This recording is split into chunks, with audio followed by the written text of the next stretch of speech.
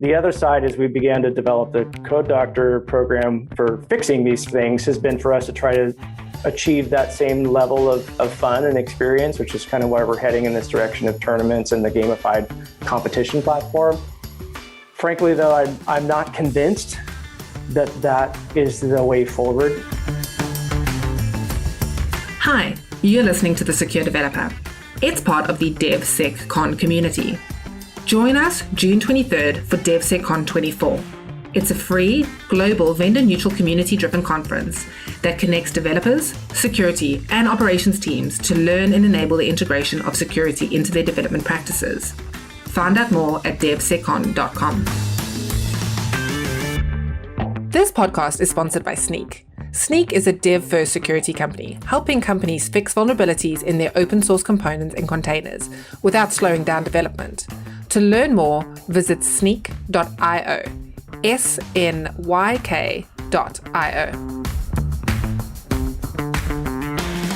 On today's episode, Guy Podjarny, founder of Snyk, talks to Jet Anderson from Nike.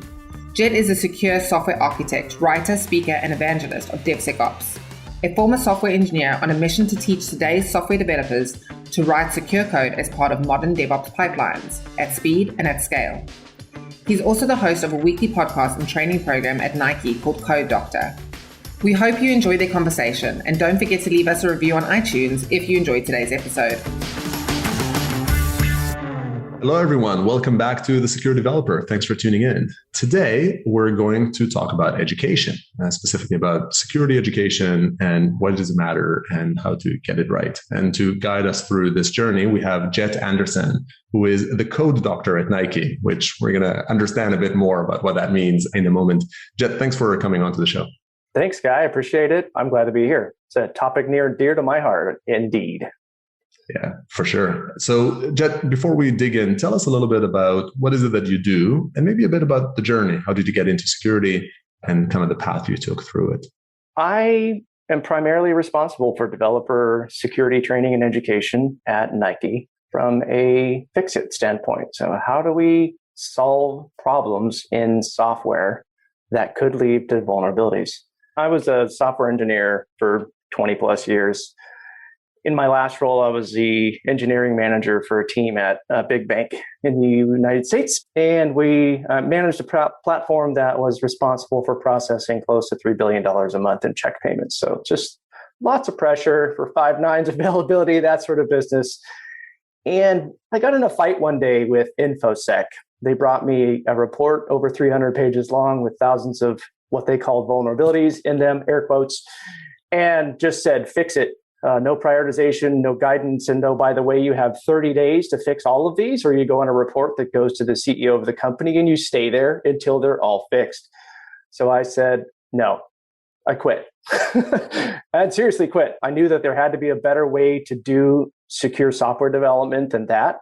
And I wanted to find out how and be part of the solution instead of this throw it over the wall adversarial relationship between information security and the development community. So I spent the last 8 years gaining an in-depth knowledge of security testing practices, kind of really trying to fit the model of DevOps and continuous integration and deployment practices that are so much of the challenge to that testing process. And so what I found very quickly in that is that one of the biggest deficiencies that we have isn't in our ability to test code or applications, but was in our inability to educate developers who are responsible for delivering value for the company. And so I see myself as a developer advocate at Nike and within the community at large, and really want to try to bridge that gap and create a partnership to delivering fast, but delivering the most secure product you can.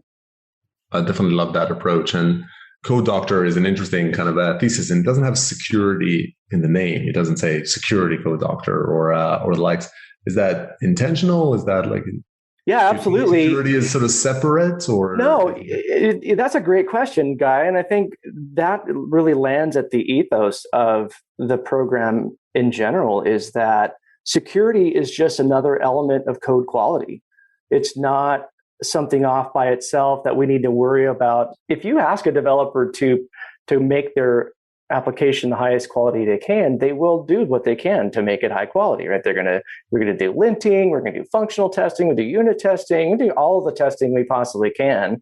Security is one element of that, and we can do it better or faster in various ways, but it's just one piece of it. Architecture is another piece of it. Training and education is a piece of it. All of these things lead to better software, better experience for our customers, a better bottom line for our company.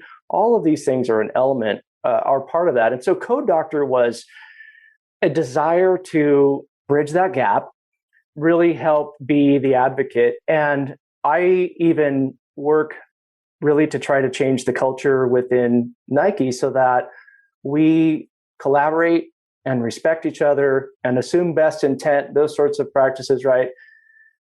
Where it's not us versus them, it's not adversarial, there's not a tug of war, but instead it's how can we do this the fastest that we can, delivering the best quality for the business as a partnership. And it's all of those things together. It's education, it's architecture, it's training, it's collaboration, it's testing, it's fast, it's give and take, it's accepting risk sometimes. All of those things are part of the journey.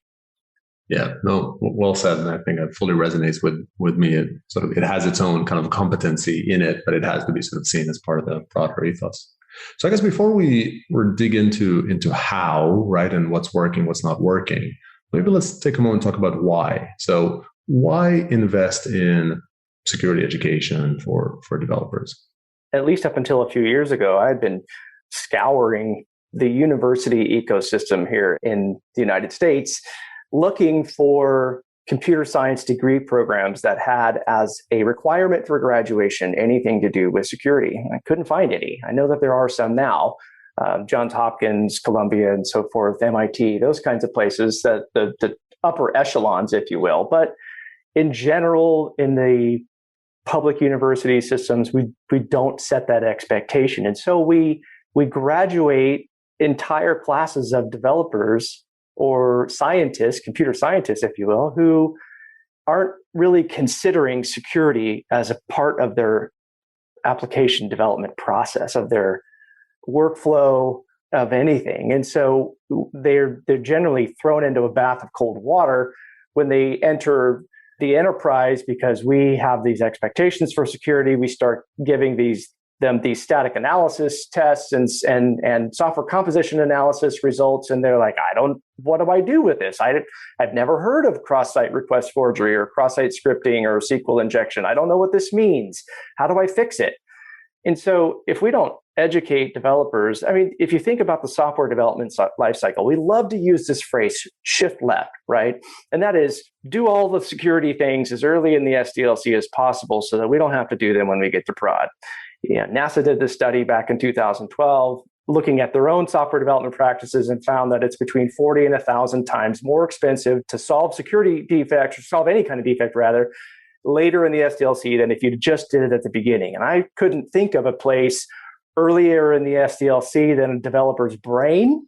And so if I can train them, hey, here are some of the classes of defects you should be most familiar with. Here's some simple ways that you can get after those. And here's a vast set of resources that you can use to learn more. And by the way, I'm your advocate. I'm your help. I'm your ally. If you want help, come to me directly, and I will work with you, walk with you, strive with you to help you learn and grow and be the best and most secure developer you can be. Yeah. So I think you sort of had a statement there saying, if you want some help. So if I'm starting from the maybe most popular objection around it, which is developers don't care, they don't really want to get security education. You kind of need to want to learn about things to internalize it. I guess what do you do? What's your perspective when people come along and say, well, developers don't care about security. They just check the box when you kind of throw a training class to them versus trying to learn something. So you might as well do the minimum. To put it bluntly, that's horseshit. I don't find that to be true at all. In fact, I find developers to be intimately aware of and desirous of good quality, and they want to do the right thing, right? That's one of the maxims here at Nike is do the right thing.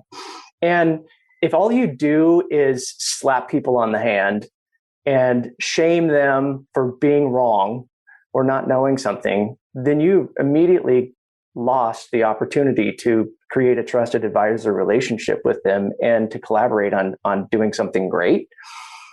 And I think that that's largely the reason why folks in InfoSec have felt like developers don't care. And it's not that developers don't care, it's that often folks in information security don't necessarily have the deepest knowledge of software development. And so they may lack the credibility or even the language sometimes to accurately explain the risk or accurately even explain the flaw. And for example, information security is fond of using the term vulnerability. And in static analysis especially, and also sometimes in software composition analysis and other types of secrets detection and so forth, what we're finding are not necessarily vulnerabilities. We are finding security defects that may represent a flaw that could, if an exploit is found, lead to a vulnerable bit of our application. So I'm really intentional to use the term security defect when I talk to developers. It's just a flaw. No, not any different than any other flaw that you find in Jira, described with some sort of understanding, even a proof of concept sometimes. I don't call anything a vulnerability until it is discovered by pen test or potentially a DAS scanner or something like that. Those are actually vulnerable pieces of code. But prior to that, they're security defects. And so it's that small sort of minutia that is a part of the change in culture, understanding developers. I'm a software engineer. I've been writing code for a long time. I understand how software gets built. I was very intentional, in fact, when I started my security journey 8 years ago, that in my certifications, not to choose the standard certification, the CISSP, the big daddy, if you will, of certifications. I went for the CSSLP, Software Security Lifecycle Professional, because that's the bit that I'm passionate about. And I don't want to try to address the mile wide, inch deep bit of certifications. I want to go deep on software security and let other people worry about the network and file integrity monitoring and all that kind of other stuff that I know it's important. Malware reverse engineering is definitely a killer field. I applaud the people who do it, but I'm going to stay in my lane and deal with software. Yeah, well, it's a pretty big problem, and it's hardly solved. I think we'll be plenty busy. So now we've established. So we talk about so the passion for security education. I fully relate to the fact developers absolutely care, but just generally as an industry, we made it too hard. And there's so much. You can only do so much. When you really ratchet up that caring level, to be so high that it is above the barrier of entry, right, from a terminology and a technology and all of that perspective. So let's dig into how we make it work. So I imagine you've got some core principles, right, or methodologies. Tell us a bit about how do you approach security education for developers? Yeah, so the first thing that I did was to make an assessment of what kind of tools that we had in place to do security training and how effective they might have been. So we had a catalog of computer-based training in our learning management system that was available for folks to consume, if they will. And I looked at that engagement and found it to be almost non-existent. Unless somebody has it assigned by their manager, they're not going to take these classes. They just don't. So that was the first problem. The second problem is there's not really an appetite in many enterprises to make security training a mandate, right? You don't mandate this sort of training. You might security awareness training, certainly, or anti-phishing campaign sort of training. Please don't click that link training. Absolutely. Those are the kinds of things that we want to mandate.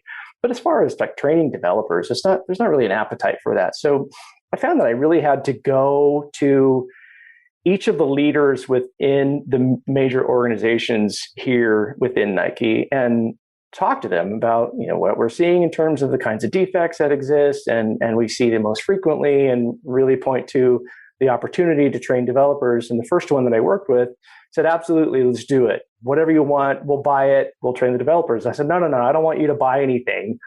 I'm going to create a class and I'm going to teach them because I'm passionate about this, and it'll be hands-on. We'll do some demos. We'll show them how scary cross-site scripting can really be. It's not just alert tests, right? And then he said, okay, that's great. Go ahead and do that. And I'll make it mandatory for everybody in my org. And so in 3 months, we trained 250 developers. I created the Code Doctor training program, the Introduction to Secure Software Development. It's a 3-hour class. I actually joke it's 4 hours worth of me talking in 3 hours because it's drinking from a fire hose, I'll admit. I mean, it's the OWASP Top 10. It's the OWASP Top 10 proactive controls. It's a flyby of the application security verification standards. We talk about attack-driven logging. Right? We really try to boil the ocean in 3 hours. It doesn't result in people who know everything. It results in people who've been exposed to a lot and now have the language and the opportunity and the resources to dive deeper and know where to find the problems when problems are found, or know where to find the answer to solutions to problems when problems are found. This is kind of the one-on-one. So everybody should undergo this. So they have, sort of at least a semblance of understanding of what is it you're talking about, some basic taxonomy. Absolutely. It's the university class they never had, right? It's in 3 hours. Right? That's totally. Exactly. Yeah. And we saw some positive results from that. We saw some developers addressing some stories in their backlog that had the potential for being problematic. And we're able to address that with the business to put it on hold until they could re-architect it in a way that would be more secure. All simply because they now had a framework by which to think about these things. And the word got out. That was just with the one org that I was working out with. And that VP went to others and said, hey, we did this Code Doctor thing and our people think it's amazing and you should do it too. And so that quickly became, hey, Jet teaches this one org, to, hey, Jet, by the way, now your full-time job is teaching all 5,500 developers at Nike how to write secure code. And I was like, hey, challenge accepted. No problem. I got this, right? So I've been teaching the Code Doctor 101 class now for 2 years. We've taught about 1,000 of the 5,000 developers, right? So we're continuing that effort. And now we're adding to that some additional learning modalities simply because in-person class doesn't necessarily work for our global org, even though I do get up at 4 o'clock in the morning and teach it for my folks in EMEA and stay up till 9 o'clock at night and teach it for my friends in Greater China and Shanghai. So like I'm willing to do that, but that's probably not a sustainable way. And so we've expanded the Code Doctor program beyond just the in-person learning to additional forms of content that might be helpful. So all of this is sort of the core of the basics of security education. And it sounds like also kind of scaling it to, I guess, those people who can't afford, or just don't have the opportunity to hire you to sort of don't have a jet to run those programs for them. What's the 202, if you will, right? If people do it, is it important? How do you think about the continued education maybe after that session? Well, that was part of the reason why we went beyond the initial 101 was everyone immediately out of the class was like, this is great. I'd love to go deeper on X. And everybody's X was different, like what they wanted to deeper dive on. And so what I realized is, yes, people want more deep dive training. So what form should that be in?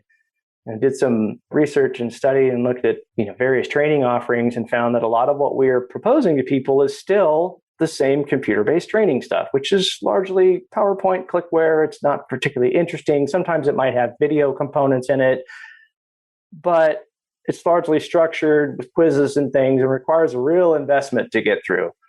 I realized, kind of like just thinking about how I learn, one of the ways that I learn a lot about the work that I do is through informal tools. I watch YouTube videos. I watch OWASP talks like crazy, and they happen all around the world, and I can consume them after the fact. And there's some really great content out there if you just go looking. So that was kind of the birth of what became the Code Doctor podcast now at Nike. I host a weekly conversation with subject matter experts on secure software development from all around the world. Jim Manico, Dr. Philippe Tarek, Jimmy Mesta did some talks on Kubernetes. So we've gone deep dive on OpenID Connect and OAuth 2. We've talked about Kubernetes and container security. We've talked about API security, REST security, how to handle tokens securely, how to handle secrets securely. We're really pick any topic that a developer might want an answer to, and we just record a conversation. It's just Jet acting the part of the developer with an expert who is smarter than me, and I can at least intelligently ask some questions that are likely to be the same ones developers would ask. We have about an hour-long conversation. Sometimes there's PowerPoint involved. Often there are Google dorking involved, where we'll go ask the Oracle for an example of JOT decoding and find the most egregious Stack Overflow sample we can, and then deconstruct it and why it may not be the best approach and what would be a better approach and that sort of thing. So that has been explosive. We found that developers at Nike are consuming that in a huge level. They watch it when they want to watch it, when they have some time. Sometimes they'll put it on in the background while they work on other things. And then if they hear something interesting, they'll pause it, rewind, and re-listen to that portion or watch what's on screen. But there's very low barrier to entry. There's no penalty if they get it wrong. That kind of informal learning we're finding is actually much more effective even sometimes than me being in the classroom. Yeah. And this is an internal podcast. So this Correct. is broadcasted to Nike developers. Like if people go off now on Spotify, they look for Co-Doctor. Good luck. Right. No, yeah, it's internal to Nike, and it's video based, in fact, because a lot of this is content that happens on screen. So you get to see the terminal output from examples and that sort of stuff, or PowerPoint as we talk through these things. But it is video based, and I produce this myself. It's similar to what we're doing now, right? Get on a Zoom call, you hit record, you introduce the topic, you have a conversation about it, and you end at the end. And then I post produce a little bit and make it available for streaming for folks at Nike. And the great thing about that is I don't have to be present for them to watch it. And it can happen at any hour of the day in any country, in any language, and they can watch it slower, they can watch it faster, they can do whatever they want, and they can go find archives. So we found that there's been now thousands of hours of training that have taken place in just the last 8 months or so of it being live, simply because it happens whenever they need it. Yeah, no, that's excellent. All of this is really around kind of a watch and learn, like you're looking at it, you're hearing. There's a whole class of security education that is more around being more interactive, ranging from sort of next type tutorials with some engagement to full on sort of CTF labs, I guess sometimes called ranges, right? Sort of cyber ranges and the likes. How do you think about them and their value or place in this exercise? It's funny you ask, because I have this Venn diagram to describe the holistic education program as part of my mission statement on the Co-Doctor website that describes all of the parts of training that need to be available to provide holistic learning experience for developers. And the first one obviously is classroom. It's with Jet. The second being informal learning, and the third being hands-on experience, right? So we have made an investment in a platform that allows developers to do exactly what you described. We host a number of teams that want to drill down on this, who are making an investment in security to compete with each other on this platform to solve coding challenges, to fix security defects. I'm sure you can gather or guess what that platform might be. And then also hosting tournaments that are for the larger Nike audience that take place over the course of a week, where everyone from across the enterprise can participate in the same sort of exercise to solve these sort of challenges for bragging rights and prizes. But really, I think it takes all three of those. Not every developer is going to learn the same way. This is true about all of us, right? Each of us has our primary learning method. Some are more auditory, some are more visual, some need to be more hands-on. And so it's only going to be if we provide these sort of opportunities in a variety of ways that each individual developer will be able to self-select the path that's going to lead them to the best outcome. But it does require that we have that mentality that, yes, they do in fact want to do the right thing. They do in fact have a thirst for learning like we do. And if we provide them an environment where they don't feel ashamed, where they have the opportunity to play in a safe place without penalty and without that kind of impact on their psyche of the stick that we use so often, they will in fact go after it. And they are. We're finding that that's taking place. Developers are learning, they're having conversations about security without me even being present, right? And we see our Slack channels that are not even security related, where they're having security conversations. People are becoming passionate about it. And that warms my heart. Yeah, no, it's great to sort of see engagement, see it embedded. So, when you talk about education, how do you see the mandated versus opt-in element? How much of it should be, look, I don't really care if you want to do this or not. You kind of all have to, versus if you want to learn more, here's things you can do. I mean, I think the solutions you talked about, the informal ones and the teams, I think are pretty obvious there. But do you think that's the right line? Is it really just about saying, look, everybody should have the basics and everything onwards should be an opt-in? I don't know where the right line is there. I have opinions, but they aren't necessarily based on any scientific facts. So I'll just take them for what they are worth. I believe that there should be some requirement that before you can get push, you should be able to attest to your level of knowledge at the very lowest level. So in the past several years of admittedly very anecdotal survey, right? This is not a scientific survey, but just a survey of developers taking the Co-Doctor class, for instance. Rate your level of knowledge before you take this class, 0 to 10. Rate your level of knowledge after you take the class, 0 to 10. We find that there's a relatively low level of knowledge in a lot of cases, and there's an increase from the class. So that's helpful.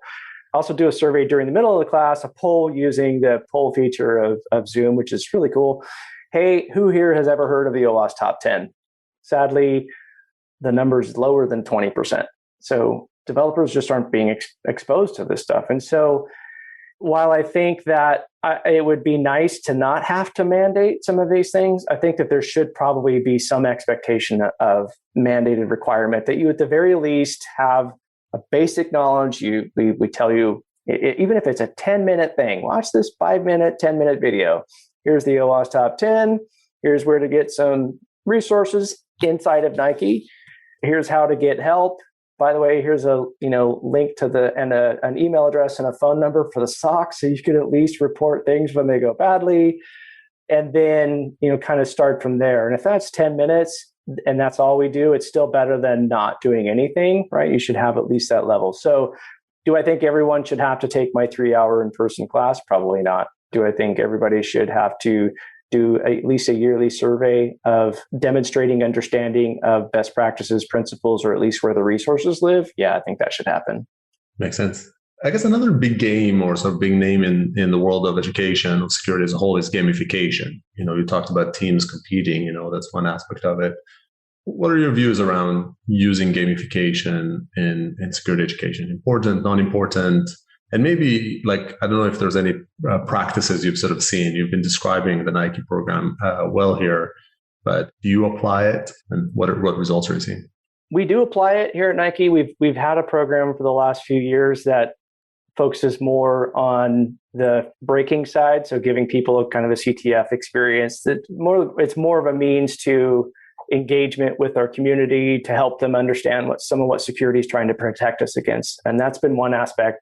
The other side is we began to develop the Co-Doctor program for fixing these things has been for us to try to achieve that same level of fun and experience, which is kind of why we're heading in this direction of tournaments and the gamified competition platform. Frankly, though, I'm not convinced that is the way forward. And part of the reason is there might be some psychological resistance to that, where folks like, this is cool, this is fun, but am I really supposed to be having fun during work hours? I've got this thing to work on. I really shouldn't be in here playing, right? Even if they're being encouraged to do so by management or their leadership and so forth. So, and then the other is I'm not really sure how committed folks are to playing games that way. I think some people are committed to playing games. I personally am not a gamer. I don't get a lot of joy out of sitting down and chunking away at problems, competing with someone else. I do it because I just want to learn. So I'll sit down and attempt some new bit of learning and knowledge simply because it's the thing that I want to learn at the moment. I don't want necessarily anyone else telling me, or I don't care if anyone else got more points than I did. So I'm not convinced that that's going to be a game changer. There are some companies that are doing this that are better than others. I'm sure if you have a team that wants to promote this thing and is excellent at marketing and engagement and communications within your organization, you may be able to make it successful, but I don't believe it's something that's going to be successful without a lot of work. And I don't know that it'll necessarily result in a huge lift without that effort. I'm just not quite sure of the ROI there. Yeah, well, I think it's hard to sort of indeed find a one size fits all. So maybe it depends. True. One theory that came out of sort of past conversations and actually a little roundtable we were hosting was around the separation between developer and maybe like a security champion. So not security champion as in the program, but rather someone who is a security curious developer who is keen and hungry and kind of is interested in security as a field, versus a developer that isn't, cares about software quality. They're this isn't to their detriment. Just security doesn't really specifically kind of, catch their attention. And so the theory was that there's a type of security education you want to provide to the latter, which is maybe a little bit more basic, a little bit less gamified, a little bit more in and out, versus the one to the former, which is more CTF, competitions and the likes. I'm just sort of curious, does that resonate? Do you think that's a decent mental model? What I see is often we have different ideas of what the word security champion means, especially in a company as big as Nike. We'd argue about what every term means. I don't think we often agree on much of anything. That kind of phrase, I think, gets lost pretty quickly. But you are correct that there are developers out there who are more security minded. They're thinking about encryption. They're thinking about architecture. They're thinking about validation and the frameworks required to do that validation and so forth. And they're concerned about the total picture. And so my job as code doctor has been to identify those folks and make friends. But I'm a big advocate of the developer community anyways. I spend time in people's stand-ups. I go to their community meetups talking about whatever they're interested in and so forth. And so I think that's where you find those developers. But it also requires a cultural change, right? You have to have security. You have to have developer-minded security professionals in order to go find the security-minded developer professionals. And I'll repeat that again in case anybody got lost, right? You have to have developer-minded security professionals to go and engage with the security-minded development professionals in order to be able to find them and really adopt those security champions, if you will. And then what do you do with them once you have, right? What do the conversations look like? What kind of resources do you provide for them? And so it starts with this great passionate idea to go and engage these security champions, but I've seen it lose steam because we're not really sure what to do with them when we find them. We're not really providing any value other than just FaceTime, and FaceTime means time taken away from them doing something else.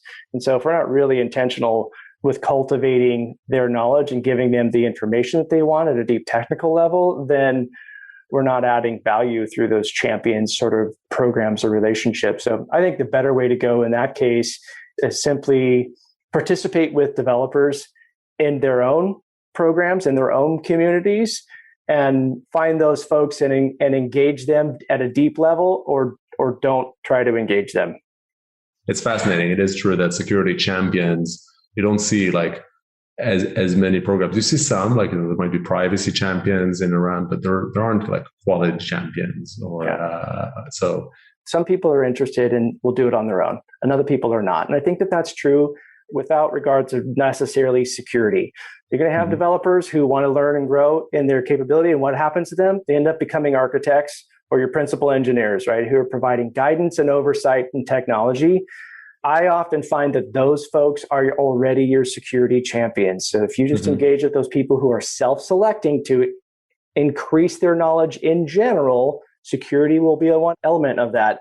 Don't necessarily try to make it be the only thing they're thinking about. Yeah, I think that's a nurturing a security community there. You build on these security education programs. How do you measure them? How do you know that you're doing well? You make an edit to the program. How do you know if it did better? What do you use to measure the success of the program? The way that I'm measuring success is through the survey that we do after the class. Obviously, we have a lift score, we call it. Where did you start? Where did you end up? And then that net promoter score, right? Like how likely would you be to recommend someone else take my class, right? Yes, yeah. We rate the success of the class based on those two numbers, and then the lift and the NPS. And then as far as informal learning goes, we track viewership and engagement of all of the videos, right? So we were able to see analytics based on that. We know which episodes are the most popular. No surprise that the episode on cross-site scripting has been viewed thousands of times compared to some of the other deeper dive topics, but it's the one that we hope people will get the most value from anyways. And then we're sort of just beginning the hands-on portion that we call it Code Doctor's Laboratory. So, we're just beginning to track engagement with that, but initial insights look pretty good. But, really, I think there's some elements of this that can't necessarily be directly quantified. And so just sort of we're looking to hear how much of a discussion of this there is among leadership teams and so forth that are beginning to consider this as a concern. The response from our board of directors that definitely is interested in seeing security at Nike be top notch. And so we're really positive on that. But, some of this can't be directly quantified. It's complicated. It's qualitative kind of materials. And I think a survey and an NPS they're good measuring techniques. They're imperfect, but they're valuable. So Jet, this has been excellent. Tons and tons of sort of great insights around how to drive a security education program and why.